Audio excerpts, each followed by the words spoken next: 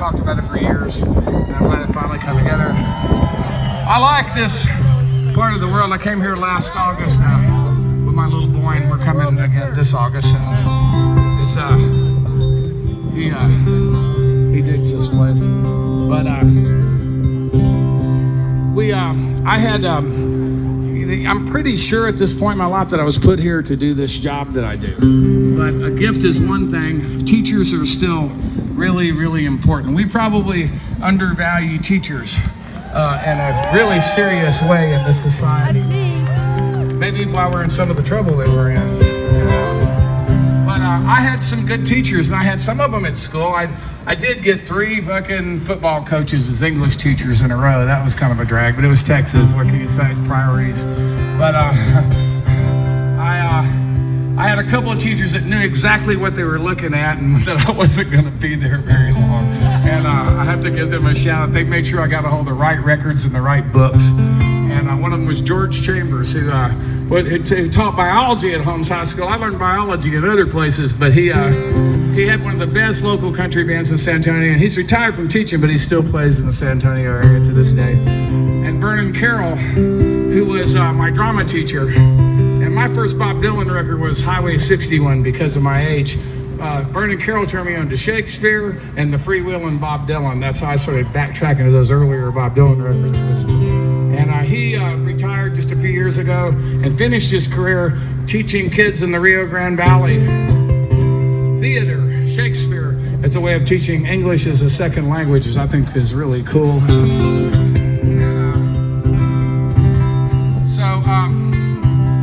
But I did drop out as they predicted, and then when I was 17 years old, I met Townes Van Zandt.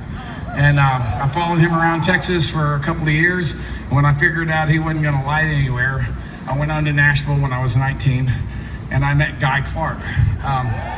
Guy and Townes were very different teachers. Townes was like, give you a copy of Bury My Heart at Wounded Knee and tell you to put the cap on the bottle or somebody will kick it over when they come by, which was useful information in my life at the time.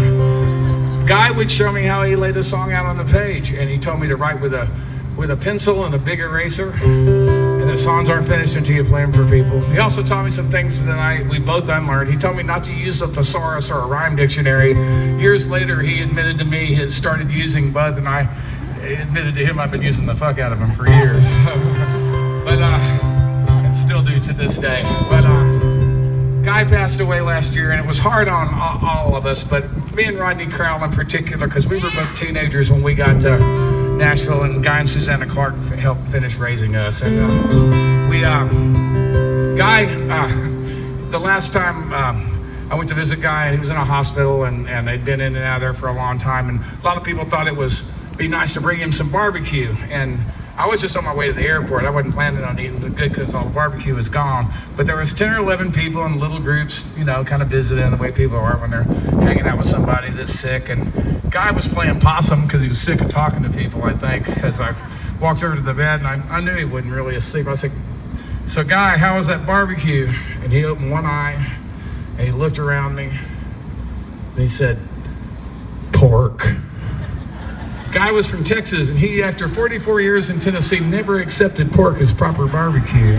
It's like, I'm a polygamist when it comes to smoked meat myself, but he was pretty hard-headed about that. So the last things that my greatest teacher said to me was pork, but it was very Guy. So I went home and got a call a few nights later that he wasn't doing very well from Rodney, and the next morning I got a text that just said gone. And we had a wake in Nashville. A lot of people showed up. We sang some songs and we cried. And then a few of us got on a tour bus and we took Guy's ashes to Santa Fe, New Mexico, to Terry Allen's house. And Terry's a songwriter, but he's also a sculptor and one of Guy's best friends. And Guy had said that he wanted his ashes to end up in a bronze of Terry's making.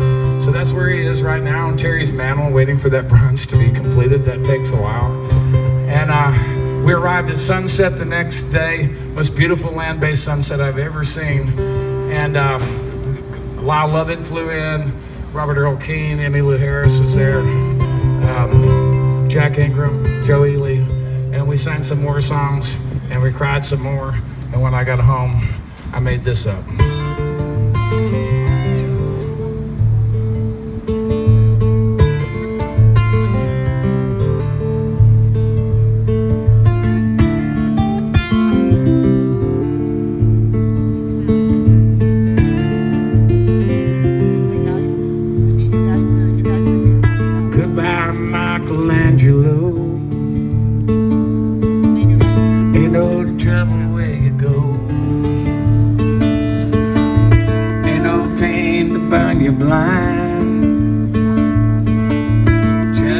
enough to draw a line. Goodbye, maestro, farewell. Gone to heaven, been to hell. Maybe just New Mexico. Goodbye, Michelangelo.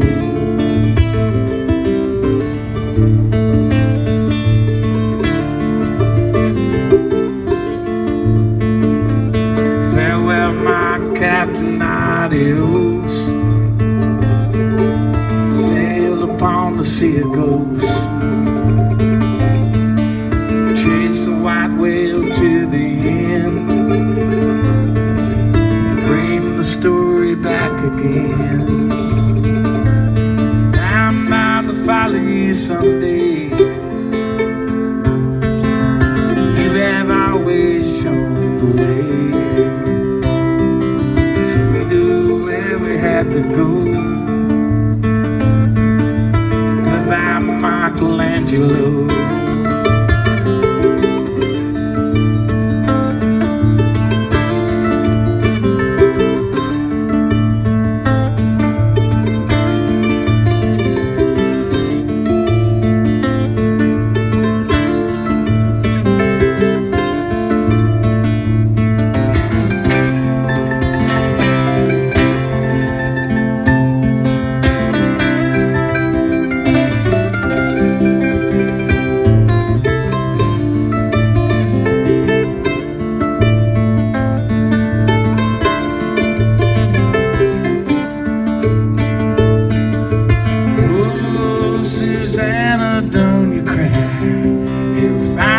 Bye-bye, just like it did before. And forever is just goodbye till there come my time.